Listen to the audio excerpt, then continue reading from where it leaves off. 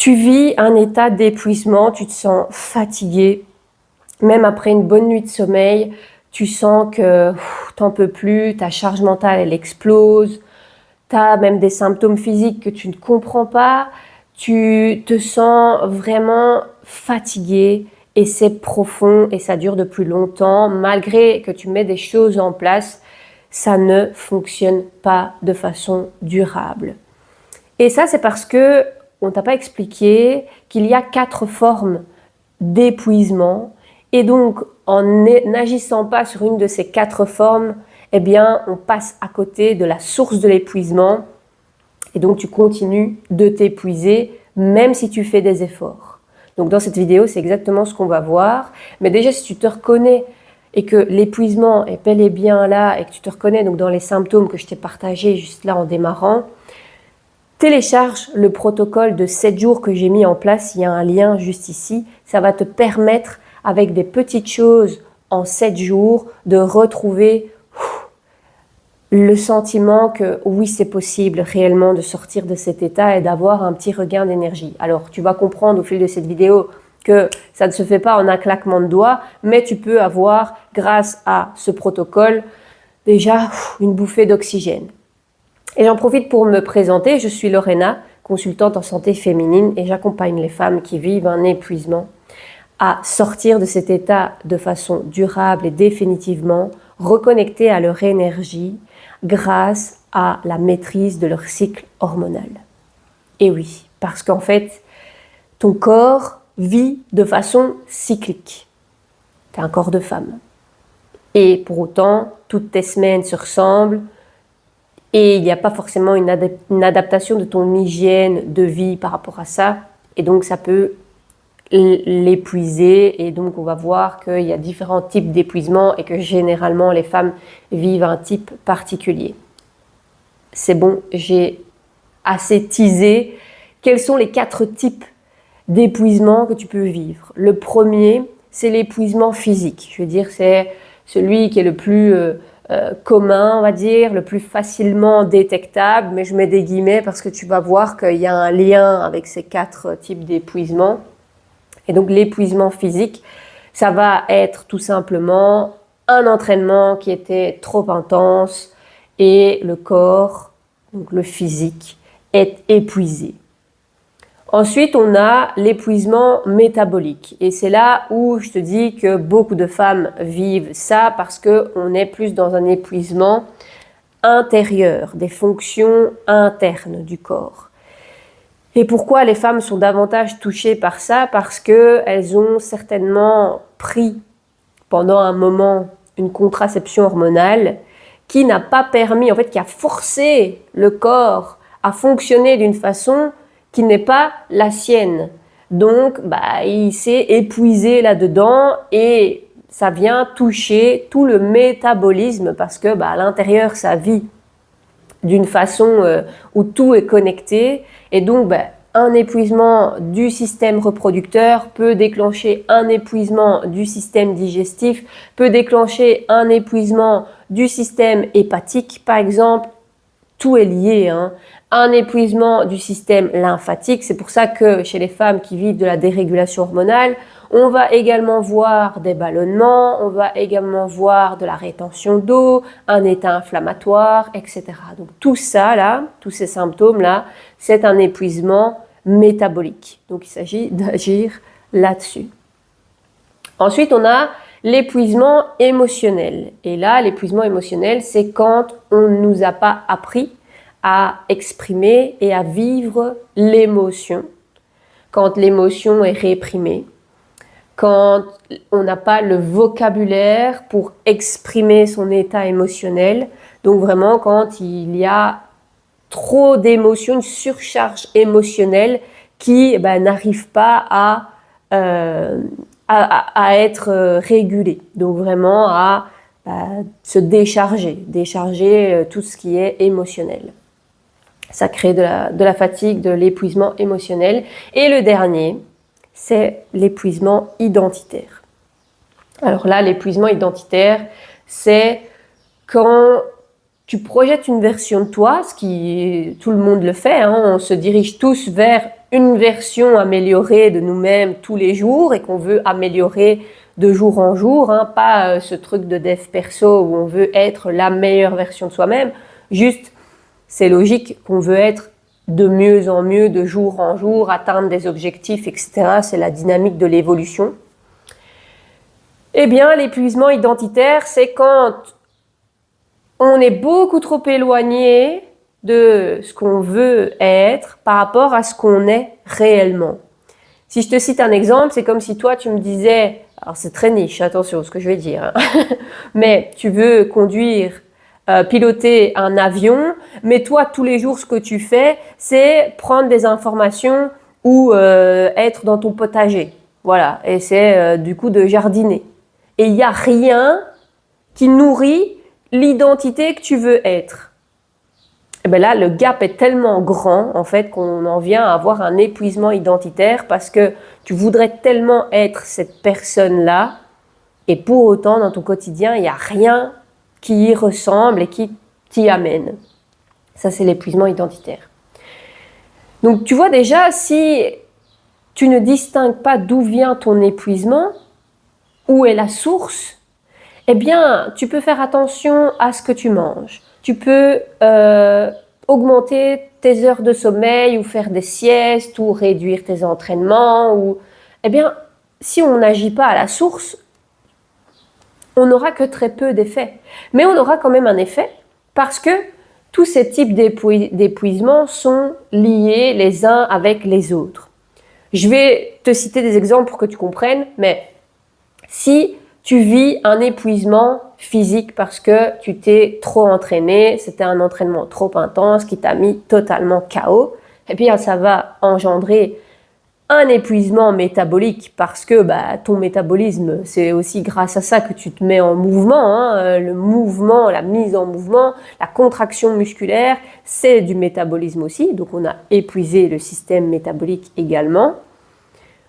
On a aussi épuisé le système émotionnel parce qu'on a peut-être vécu de la douleur, de la peur, de la colère, de la tristesse pendant cet entraînement où du coup on s'est repoussé dans ces retranchements et ça n'a pas été clairement vécu.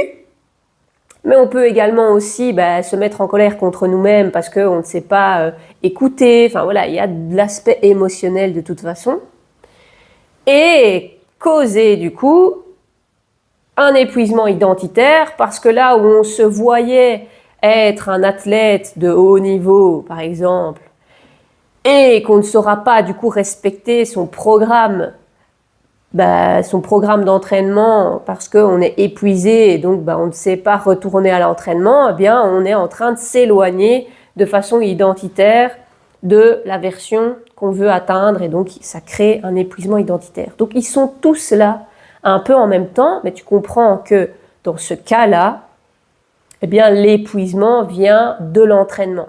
Et donc effectivement dans ce cas-là, il s'agit de reposer le physique pour que tout se réaligne.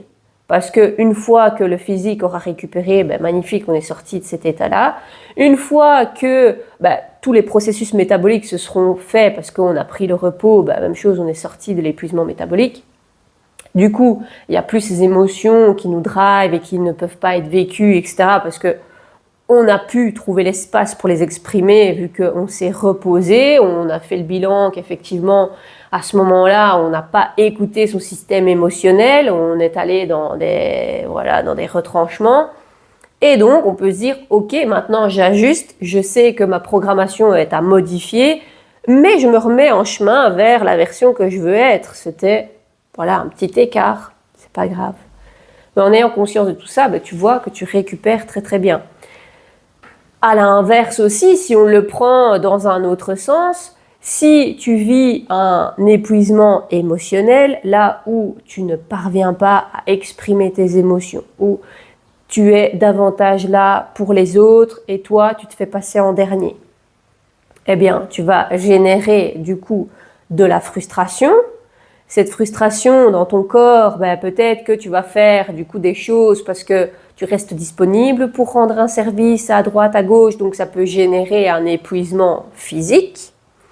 Donc aussi un épuisement métabolique parce que peut-être que tu vas davantage être concentré à la tâche que les autres te demandent de faire, au service qu'une autre personne t'a demandé de faire. T'oublies de manger, donc tu perturbes du coup tout ton métabolisme intérieur, ou ça te procure du stress, de l'anxiété, en tout cas un état où tu te dis oulala, oui mais non, si je fais pas le service, peut-être qu'on va me rejeter et ça va générer chez moi de la tristesse, et donc tu veux pas vivre ça, tu veux pas l'exprimer, donc l'épuisement émotionnel qui agit du coup sur ton métabolisme parce que ça génère du stress. Et du coup, aussi a un impact sur ton identité. Parce qu'au final, tu ne t'es pas écouté, plutôt que d'exprimer émotionnellement, écoute, là, je ne pourrais pas te rendre service parce que j'ai d'autres priorités. Et je t'avoue que de te le dire, j'aurais peur d'être rejetée. Est-ce que c'est quelque chose que tu peux exprimer, ces émotions, tu vois? Et c'est là où le système émotionnel aussi est quelque chose à aller comprendre dans l'épuisement. Parce que tu vois, il interagit aussi sur les autres formes d'épuisement. Et en fait, ils interagissent tous.